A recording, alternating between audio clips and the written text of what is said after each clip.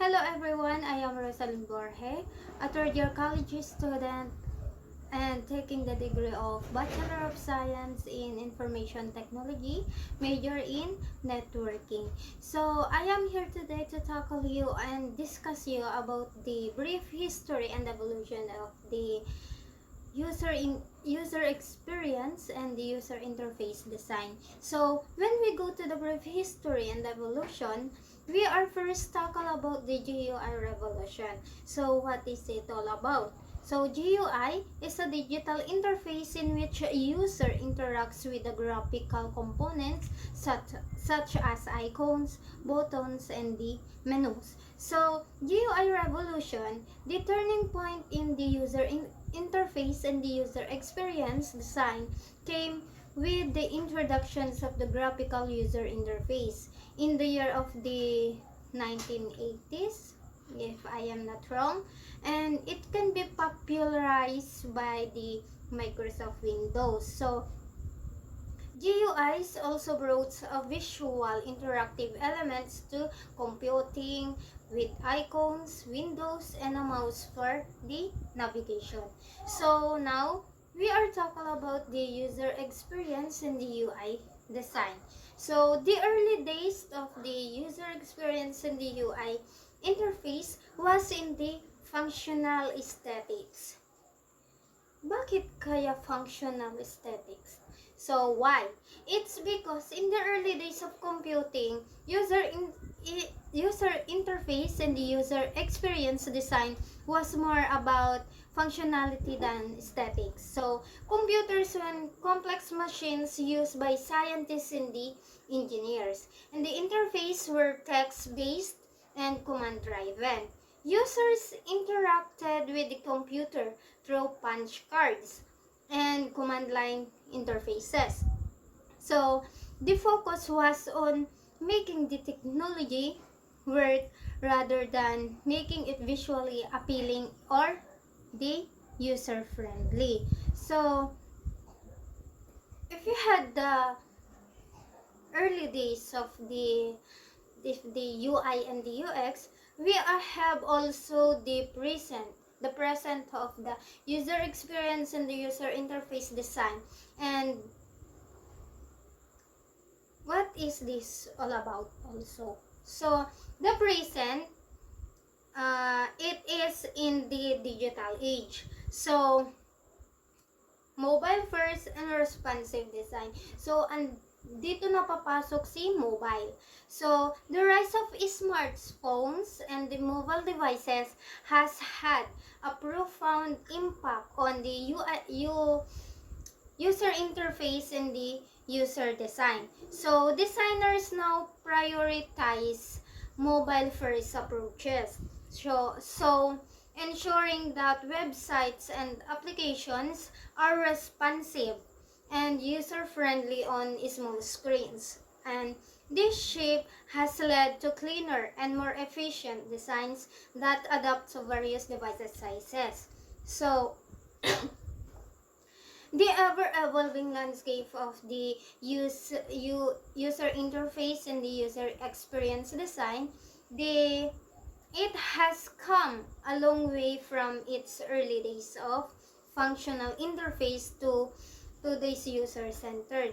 So, when we go back to the early days, tinawag natin na functional aesthetics.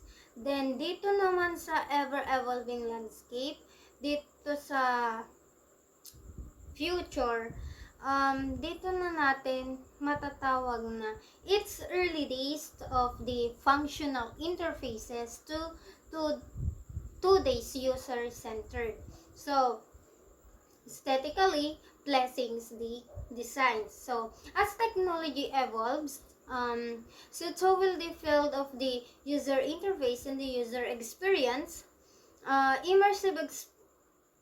The future holds exciting possibilities from immersives that immersive experiences to artificial intelligence driven personalization designers that will continue to play a pivotal role in the shaping the digital world ensuring that technology remains accessible and engaging and user friendly for all. So, what we call on about the UX.